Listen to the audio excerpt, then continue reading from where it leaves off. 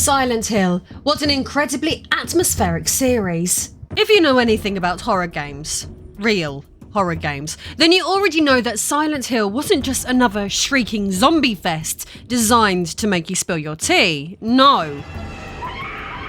Silent Hill was something different, something far more insidious. It didn't just want to startle you. It wanted to burrow under your skin, whisper unsettling thoughts in your ear, and leave you questioning whether it was the game that was frightening you, or you. Released in 1999, the first Silent Hill arrived just as the original PlayStation was nearing the end of its life cycle. Yet somehow, despite the clunky hardware and jagged polygons, it became one of the most iconic horror titles of all time. And make no mistake, that legacy wasn't down to flashy cutscenes or over-the-top gore. It was the atmosphere, the tone, and the absolutely suffocating sense of dread. Where Resident Evil gave us B-movie zombies, Jill sandwiches, and inexplicably giant snakes, Silent Hill gave us psychological decay, industrial nightmarescapes, and unknowable entities born from trauma.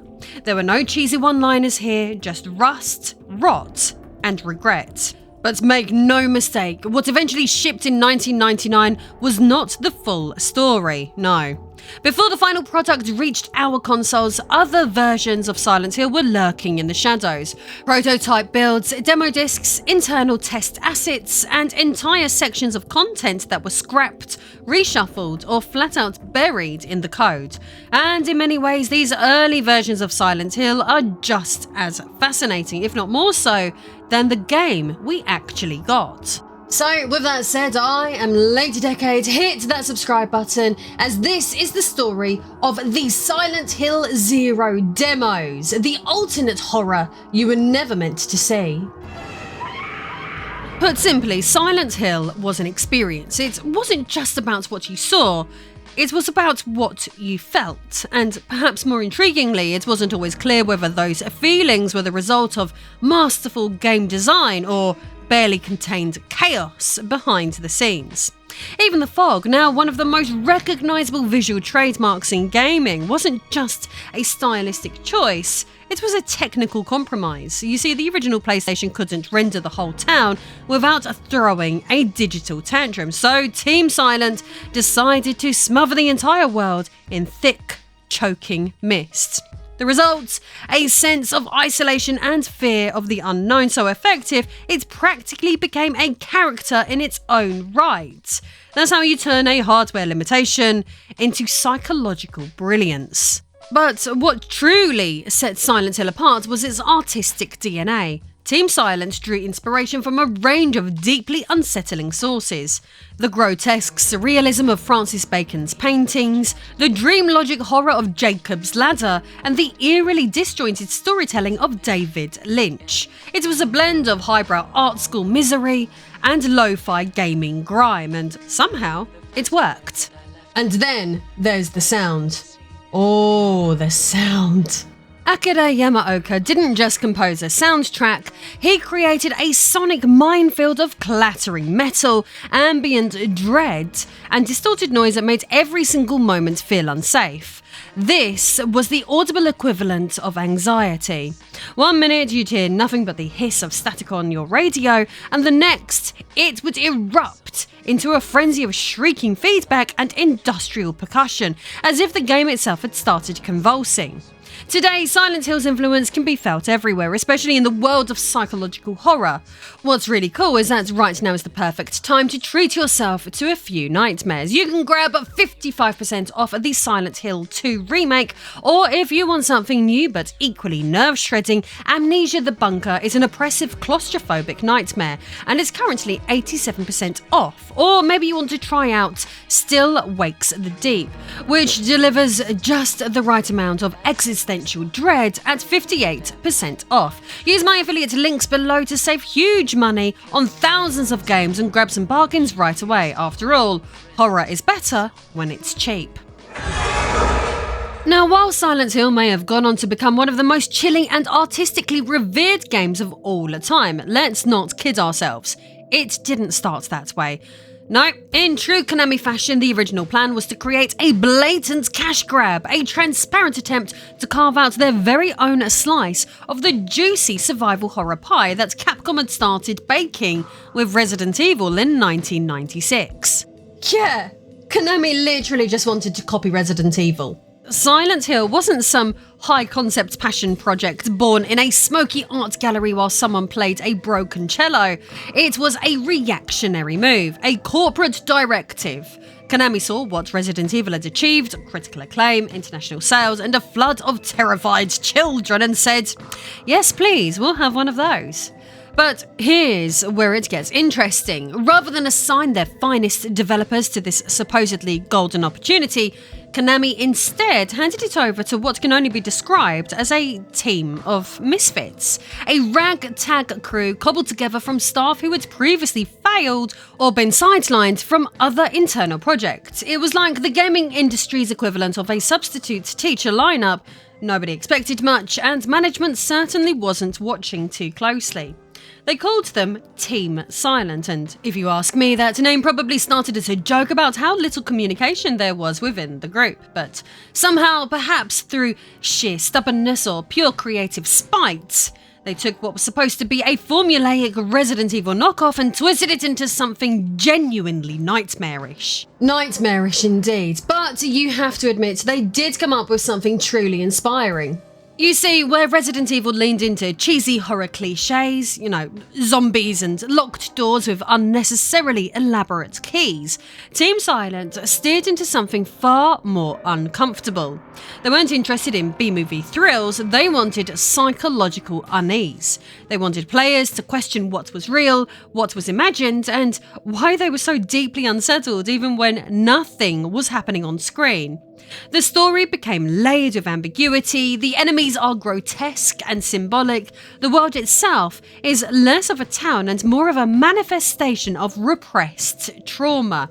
It wasn't about surviving a biological outbreak, it was about surviving your own inner demons. And the best part, Konami didn't even really fully understand what they had on their hands. What was being produced was quickly turning from Silent Hill 0 to Hero. By the time higher-ups realised that Team Silent weren't making a Resident Evil clone at all, but rather a surreal descent into psychological horror hell, it was too late to intervene. The project had already taken on a life of its own, and with the team being so far off the original corporate script, they were largely left to their own devices, and the result was one of the most artistically daring horror games of the entire generation, created by a team that, on paper, should never have been trusted with it in the first place. Of course, it wasn't all smooth sailing. The path from let's make a scary game like Capcom to let's create a metaphysical nightmare about grief and guilt involved a lot of iteration, experimentation, and, as we'll soon see, a whole mountain of content that got chopped, changed, or discarded entirely along the way. Because Silent Hill as we know it wasn't conjured from the void fully formed. Oh no, it was shaped, reshaped and quietly mutated during development, and that brings us neatly onto our next stop, the prototypes, the early builds and the raw unfinished experiments where this nightmare first began to take shape. And believe me, what eventually hit store shelves in 1999 was only one version of Silent Hill. What came before it? That's a different story entirely, a far messier, weirder and frankly even more disturbing tale that exists in bits and pieces, half-rendered textures and long-forgotten development folders. You could even go as far as to say that information on this topic is a little foggy.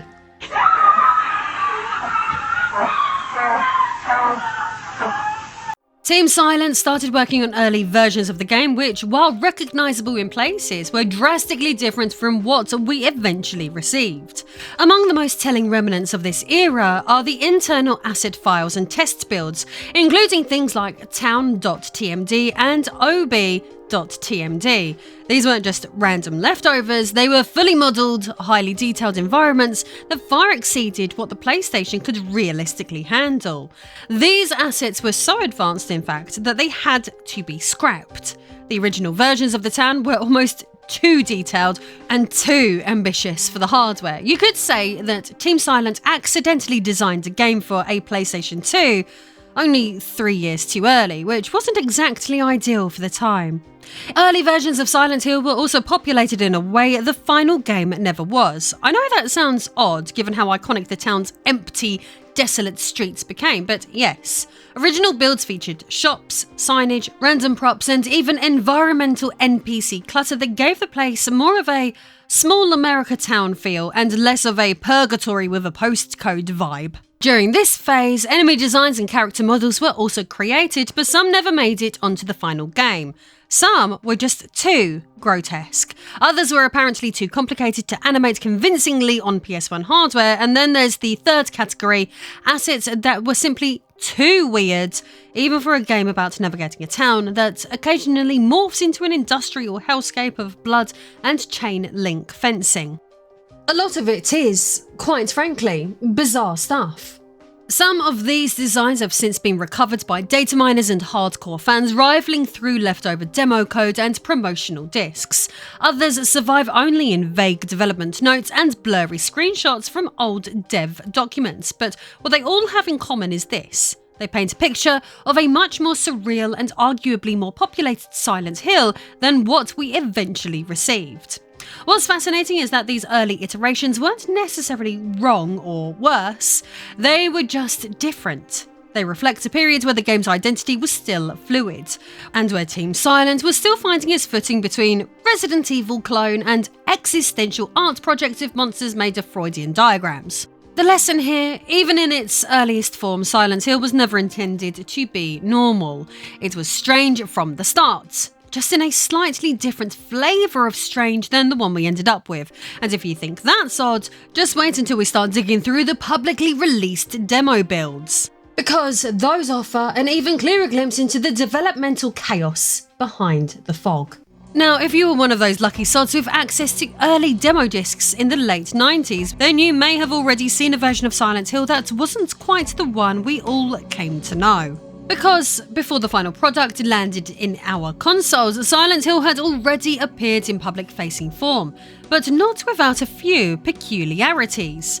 These demo builds weren't just teaser content, they were strange little Frankensteins stitched together from half-finished code, censored creature designs, and remnants of a vision that was still taking shape. So let's start with the most famous of these, the Japanese Taikenban demo. Released ahead of the full game, this demo featured two segments, the now iconic opening alleyway sequence, and a chunk of gameplay set inside Midwich Elementary School. But even if you think you know those areas, don't get too comfortable, because things here weren't quite right. The most glaring difference? The enemies. Instead of the unsettling grey children, those twitchy child-sized knife-wielding monstrosities that disturbed a generation, we got mumblers.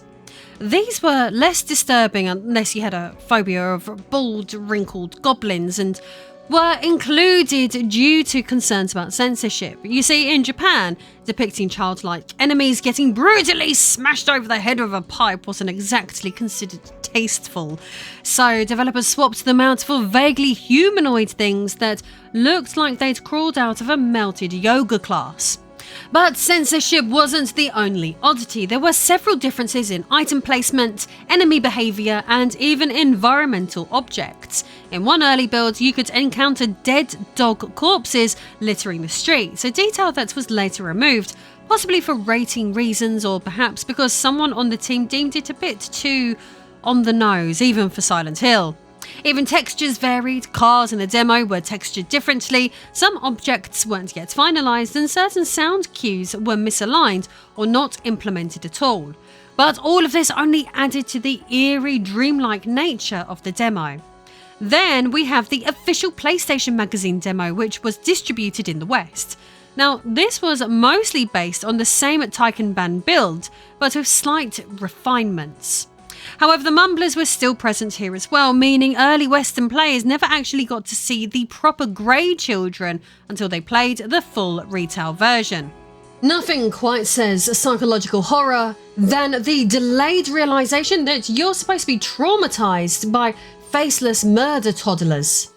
Also buried within the demo builds were leftover assets that didn't make it into the final release at all. Unused items, odds, object data and background textures that suggest some rooms were originally planned to be more detailed or entirely different in layout. And perhaps most interestingly, these demo builds give us a rare glimpse into how Silent Hill was being fine-tuned. You can literally feel the developers experimenting, testing lighting intensities, adjusting enemy aggression, swapping out sounds, and trying to strike the perfect balance between unease and outright panic. It's worth noting that some players even found these demo versions more disturbing than the final game, not because they were scarier per se, but because they felt more wrong, more unfinished. That uncanny valley of incomplete horror where you're not sure what's intentional and what's broken code glitching out in the darkness. So whether you played these demos back in the day or have only experienced them via fan restorations and YouTube deep dives, they remain a fascinating glimpse into the murky development process of one of the most unsettling games ever made. But if you think that's strange, just wait until we go a little bit deeper, because a lot of what was shown in these demos never actually made it to the final game. Certain elements on these demo discs would eerily end up as cut content that got left behind in the fog. So let's talk about everything that got sliced, diced and quietly buried during Silent Hill's transformation from prototype to final release, because while the demo builds offered a sneak peek into what the game was shaping up to be, they also inadvertently teased a load of content that was unceremoniously thrown into the development skip. Throughout the game's development, Team Silent crafted numerous frightening monstrosities, with one particularly noteworthy oddity being the existence of enemies and townsfolk intended to be placed in areas of the game that were later made completely empty. Why? Well, either for tonal consistency or because the PS1 was coughing up blood just trying to load fog and a dustbin. And thank God they changed direction, honestly, because let's be real, half the horror of Silent Hill is that it's so utterly deserted. Wandering through a town with no life, no sound, and no context is what makes it feel like you've slipped into a parallel dimension rather than just taken a wrong turn off of Route 73. Then there's the environmental detail. The early demos featured additional gore elements and props, such as those dead dogs I mentioned earlier, more industrial clutter and grungier textures that gave certain areas a slightly different tone. These weren't massive changes, but they add up, and they hint at a version of the game that may have leaned even harder into its bleakness before being reeled back in during late stage polishing. As for object placement, early builds showed different arrangements of keys, health drinks and weapon pickups. Now, that might sound trivial, but it affects the pacing of exploration, combat and tension. It's a subtle reminder that this game wasn't just slapped together and shipped.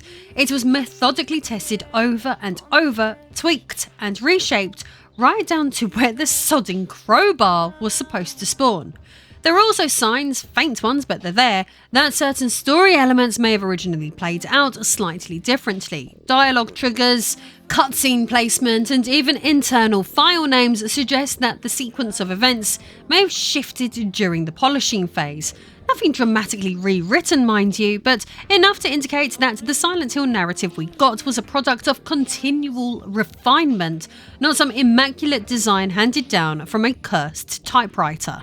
And of course, let's not forget the censorship factor. So, the swap from grey children to mumblers in demo builds wasn't the only sanitising decision made late in development. Some audio files were replaced, some imagery was toned down, and other parts quietly buried to keep rating boards happy and lawsuits at bay. After all, nothing kills a horror game's launch quite like a front-page scandal about demonic zombie children being beaten with plumbing supplies.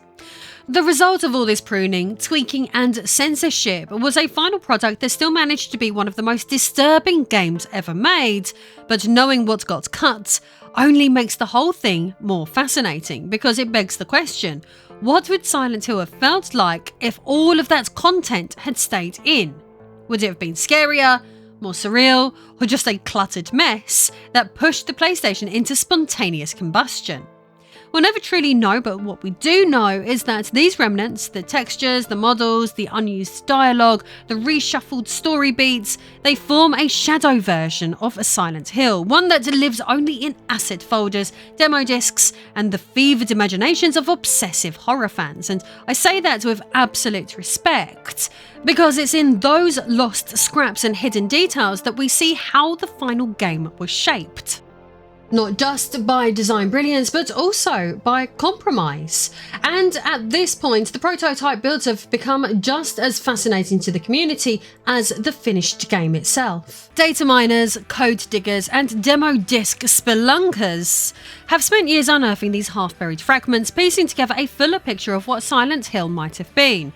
Entire fan communities have sprung up around comparing line-by-line dialogue changes, tracking assets file versions, and reassembling cut content, like they're decoding the bloody Rosetta Stone. In some cases, players have even gone so far as to restore demo content into modified builds, creating playable versions of these alternate realities. It's not just preservation, it's creative resurrection. The kind of dedication that reminds us that history isn't just what's published, it was reconstructed from what was nearly lost. And honestly, doesn't that feel weirdly fitting? A game all about forgotten memories, buried trauma, and twisted realities, now mirrored by a development legacy filled with forgotten data, buried content, and twisted code fragments. The line between fiction and fact is blurred, just like it always is in Silent Hill. And maybe that's the point. Maybe the most haunting part of Silent Hill isn't the otherworld, the monsters, or the sirens, but the idea that we never really got the full story. That the most disturbing bits were left behind in the code. Even now, decades later, the fog hasn't fully cleared. So, what have we learned then? Well, Silent Hill might have started life as a bog-standard corporate attempt to cash in on Resident Evil, but what we actually got was something infinitely more haunting, something more twisted, something psychologically disturbing in a way that most horror games still can't match, even decades later. But what makes it all the more fascinating is knowing just how many versions of Silent Hill were lurking behind the curtain. Half-built nightmares, alternate enemy designs, awkward early builds, and entire gameplay elements that were quietly scrubbed from history. The final game was brilliant, yes, but it was also the product of compromise, censorship, technical constraint, and frankly, a bit of wild creative experimentation that Konami didn't fully understand and couldn't be bothered to stop. And knowing now what was left out, what was removed, reshuffled, or simply abandoned in the fog, makes the final version feel even more uncanny.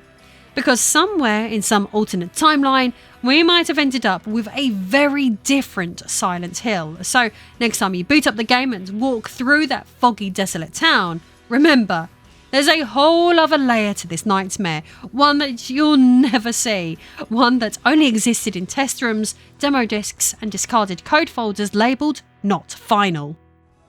If you enjoy this video, you'll probably enjoy my recent upload on the cancelled Resident Evil 1.5. Also, please don't forget that you can use my links to grab 55% off of the Silent Hill 2 remake, 87% off Amnesia the Bunker, 58% off Still Wakes the Deep, as well as get thousands of discounts on other titles too.